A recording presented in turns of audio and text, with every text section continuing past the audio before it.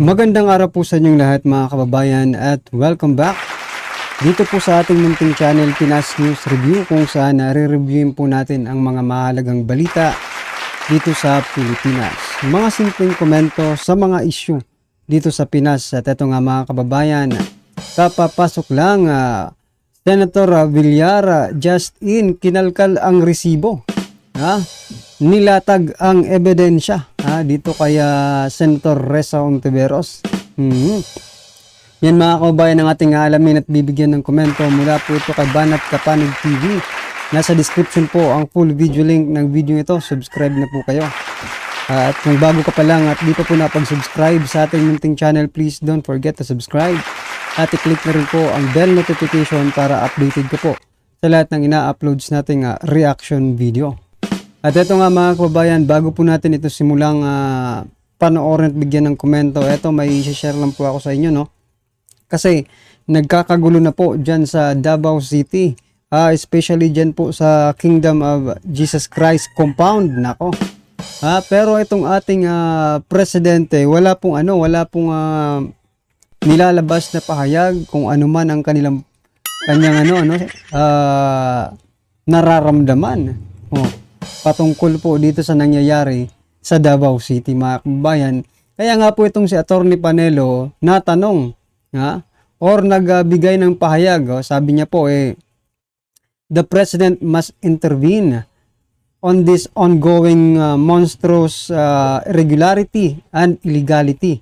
The PNP is tasked to enforce the law, not to violate it, to protect the people, not to scare them, to shield the citizenry from criminal violence, not to inflict it on them mga kababayan.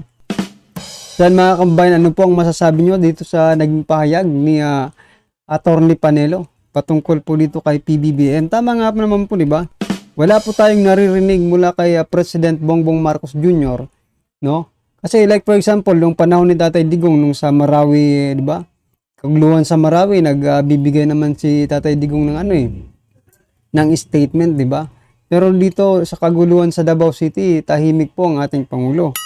Maging si Abalos po ay tahimik rin po mga kababayan. Ang maingay lang ngayon, itong si General Torre mga karbi natin. At sinabi nga tukoy na kung nasaan nga ba itong si Pastor Apollo Kibuloy. Pero wala naman po silang ilalabas, no? Sa media, nahuli na nila si Pastor Kibuloy. Yan mga kababayan. Ano sa palagay nyo? Ano lang ba yon? Tricks lang ba yon ni Torre? Para hindi sila mapahiya sa paghahanap na wala naman po silang nahanap, no? Yan, people power na po dyan sa Davao City. Kagabi mga kababayan, no? Malamang sa malamang nasaksiyan po ng ating mga kanetizens, no? Kasi marami po ang nagla-live, no, patungkol po sa naging ganap dyan sa Davao City. Yan mga karga natin. At ito na nga, sama-sama at sabay-sabay po natin pakinggan, panoorin at bigyan ng komento ang video ito. Patungkol po ito kay Senator Risa Hontiveros. Ito na po. Ito ang breaking news ngayon. Senator Risa Hontiveros tila nakarma kay BP Sara matapos magkainitan sa proposal budget hearing para sa Office of the Vice President. Senator Cynthia Villar hinara ng bagong panukalang batas ni PhilHealth Queen Senator Risa Hontiveros. Pero bago tayo magpatuloy mga kapanig, kung bago ka pa lamang sa aming channel ay huwag kalimutang mag-like, subscribe at i-click ang notification bell para mas maging updated ka pa lalo sa lahat pa ng mga bagong video na i-upload namin. At yun na nga mga kapanig, Senator Risa Hontiveros at Senator Cynthia Villar nagkainitan nga sa pagdinig sa Senado matapos ang naging proposal ni Senator Risa na payagan ang mga private company na mag-import ng bigas. At walang pagdadalawang isip na sinupalpal naman ito ni Senator Cynthia Villar dahil malaki na di umano ang epekto nito sa ating mga magsasaka. So yun mga kababayan, kung mapapansin nyo, no, itong yung panukala ni Senator Risa Hontiveros, no, na binibigyan ng kalayaan na mag-import yung mga kumpanya, no, ng bigas. Ito po ay isa ring na kagaya po ito ng sinasabi rin ni Senator Chis Escudero, di ba, na yung about sa holidays, na nagiging burden lang. Ha? Ito para sa mga employer. Ngayon mga kababayan, ang lumalabas po dyan sa kanilang mga panukala ay parang sila pa mismo, no, ang nagpoprotekta dito sa mga oligarkong ito. Kasi isipin mo, private na po yung mag-i-import ng bigas. O di mas magiging mahal pa ang bigas natin. O di ba? At doon naman po sa kay Senator Chis Escudero, yung mga holidays, normal lang naman siguro na magbayad sila ng double pay. Di ba? O, naiko-connect ko lang mga kababayan kasi parang parehas po sila ng iniisip ni Hontiveros at itong si Senator Chis Escudero. Ayon pa kay Senator Cynthia, dapat di umano mas unahin na bilhin ang mga palay ng ating mga local farmers bago pa man mag-angkat ng bigas sa ibang bansa. At tanging ang gobyerno lamang anya ang dapat na mag-import ng bigas sa pamamagitan ng NFA or National Food Authority at wala ng iba pa, katulad na lamang ng mga private corporations at entities. Dagdag pa ni Senator Villar, we are here to help the local rice farmers. We are not here to help the importers. We cannot accept that. We don't want any to pay to buy from private importers. End quote. Sa nangyaring pagdinig nga ito sa Senado, dismayado nga ang marami sa ating mga kababayan kay Senator Risa Hontiveros dahil sa pupumilit nito na papapasukin ang mga private corporations at talagang halata di umano na may papaboran di umano itong kumpanya. At dagdag pa ng marami sa ating mga kababayan, lalong-lalo na ang mga solidong taga-suporta ni Vice President Sara Duterte Carpio na tila nakaganti na di umano ito kay Senator Risa sa pamamagitan ni Senator Cynthia Villar na talaga naman daw ay naranasan ni Senator Risa ang masupalpal sa hearing sa Senado sa naging tagpong ito. Nang lumabas nga ang balitang ito ay marami sa ating mga kababayan ang di mapigilan na magbigay ng kanilang hinaing at komento sa mundo ng social media. At ayon pa nga sa kanila, nakahanap ng mechanism o naghahanap ng pagkakakitaan. Mabuhay ka, Madam Senator Cynthia Villar. Tama lang yan, barahin mo si Honti. Kaya mga kababayan, naghahanap ng pagkakakitaan. Totoo po yan mga karibin natin, no? Kasi biruin mo, di ba, may nag-comment nga kahapon doon sa in-upload nating video. Sinabi niya na wag niyong papapasukin, ha? Senator Risa Hontiveros dyan sa DSWD. Kasi baka matulad lang sa PhilHealth. Nako, alam naman natin yung nangyari sa anomalya, no? Dyan sa PhilHealth. Kaya marami po ang mga kababayan natin na ilag, ha? Kapag pumapasok itong si Senator Risa Hontiveros, talagang ang iniisip nila pagkakakitaan na ito. Ha? O, pagkakakitaan na ito ni Madam Senator. Nako po. Risa, isauli mo ang pundo ng PhilHealth at para maitulong sa mga hikahos na farmers. Isa ka ring maasim na mangga. Baka malaki ang offer sa kanya ng mga importers ng bigas, kaya pinipilit niya. Risa, mahiya ka naman sa taong bayan. Sino ba ang boss mo, Senator Risa? Sayang ang talino mo. Nagpapadikta ka. Di kasi ako naniwala sa sarili mong idea ang mga sinasabi mo. Ang ganda ng paliwanag ni Senator Cynthia, pero di mo maintindihan. Para kanino ba talaga ang puso mo? Sa taong bayan o sa Kasi mga kababayan, kapag ikaw ay scripted na, no? Kapag scripted na po yung mga sasabihin mo, talagang wala ka ng pakikinggan. O, tulad po ni Senator Risa Hontiveros, palagi namang scripted yan, di ba? Kaya kahit anong iba to mong informasyon sa kanya, data sa kanya, hindi na po yan mag-sink in. Dahil magpo-focus po sila, mag-i-stick po sila doon sa kanilang script, no? Para mapalabas na kayo, ipahiya kayo or something na mayroon silang planong gawin, di ba? Ganun naman palagi sarili mong interes.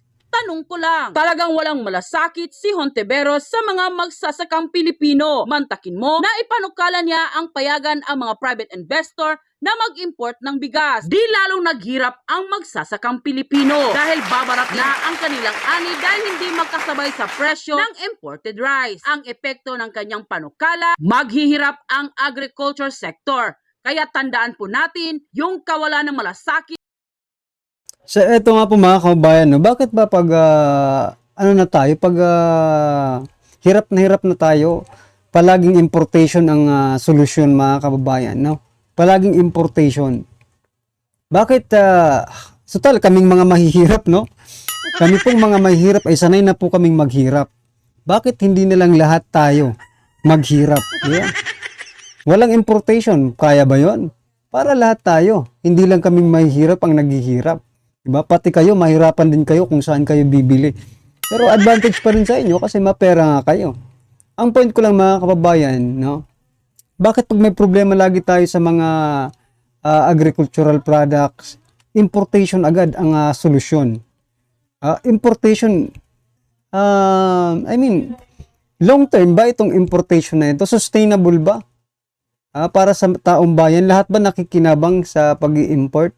Di ba hindi naman po?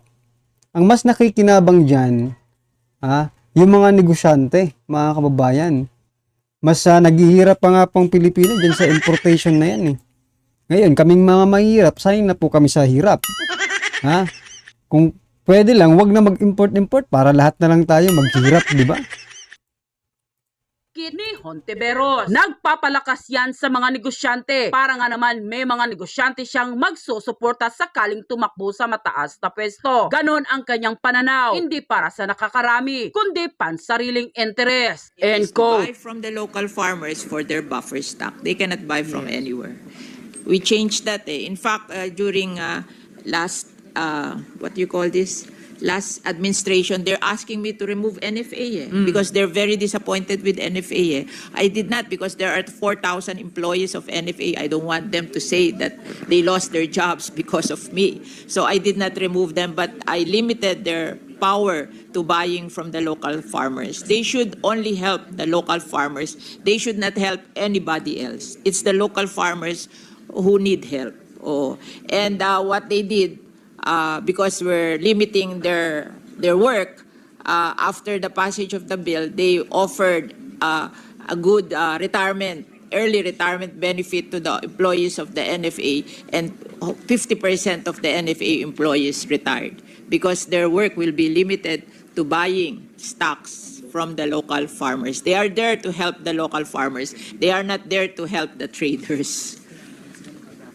So we cannot agree to Yes, that. Mr. President, good sponsor. Again, tulad sa tanong ko kanina sa question number 2 ko tungkol sa rice importation, tanggalin nga natin yung NFA out of the equation.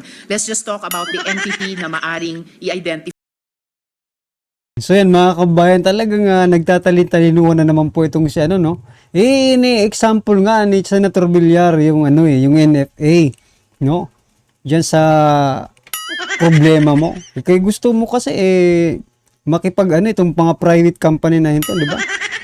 Mag-import hindi nga pwede kasi nandito tayo sa Pilipinas, meron po tayong mga magsasakang mahihirapan pag ginawa po yan ni Senator Risa Hontiveros. Ng DA and ng DA Secretary. So this question concerns the private importation regarding the Section 8 of RA 8178 as amended by RA 11203. The DA can only do government-to-government importation without tariff. They cannot buy from the private sector. So ang sinasabi po natin, Mr. President, yung buong DA hanggang G2G lamang sila. Sa Because that is importation. just in time of emergency when the prices of rice are getting out of hand. It's an emergency power, and we want the government to buy cheap so we can bring down the price of rice. So it's G2G without tariff, and that's all. We are not buying from the private.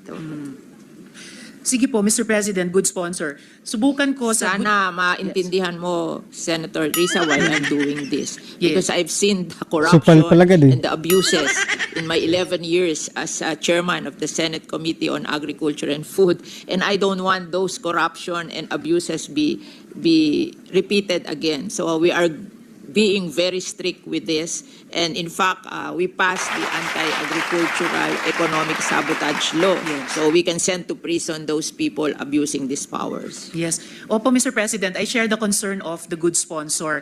And tulad nung nabanggit ko kanina na pati sa G2G, gusto nating pagbantayan ang conflict of interest. Yeah. Same as ang efforts natin dito sa mga nasa private na hindi sumusunod sa batas. Bahala So, sa kanila yung anti-agricultural economic sabotage law. Mabigat yun eh. And it's Yes. with the president already, and I hope the president will sign it because it took so long. And in that law, we didn't need an IRR. We said specific in the law, no IRR. The law is the IRR. Because we were disappointed with the first law that we passed against anti-agricultural smuggling. Nobody was prosecuted in that law because we asked the DA to do the IRR. So yan mga kababayan, pero pansin niyo ba, simula pa lang ng pagkakaupo ni PBBM, puro na ito na, agricultural products po ang sasabotahin ng mga hinayutak na ito.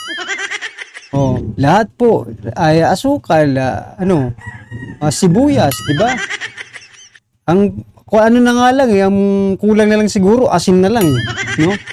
Asin na lang po ang hindi nagmamahal ngayon mga kababayan, kaya tumahimik ka na po, Senator Risa Hontiveros. Ha? Yung pag-aano mo ng bigas na yan ay hindi po makakatulong sa ating bansa. No? Sa aming mga mahihirap, kayo sa inyo, okay lang siguro yan kasi mapera naman kayo. Pero para sa aming mahihirap, patong-patong na po yan. Ha? Napasanin. Ha? Parang ginagatasan nyo na yung taong bayan kung mangyari man yan, di ba? Kasi hindi po yan pagtulong sa taong bayan eh. Pagtulong po yan sa mga negosyante. Bakit? Di ba? Totoo naman eh. Mga negosyante po ang inyong prenoprotektahan dyan. Well, anyway mga kababayan, ano naman po ang inyong reaksyon? Opinion patungkol po sa video nito, i-comment lang po sa baba para at least alam po ng ating mga kababayan ng inyong opinion patungkol po dito. Right? Maraming salamat po.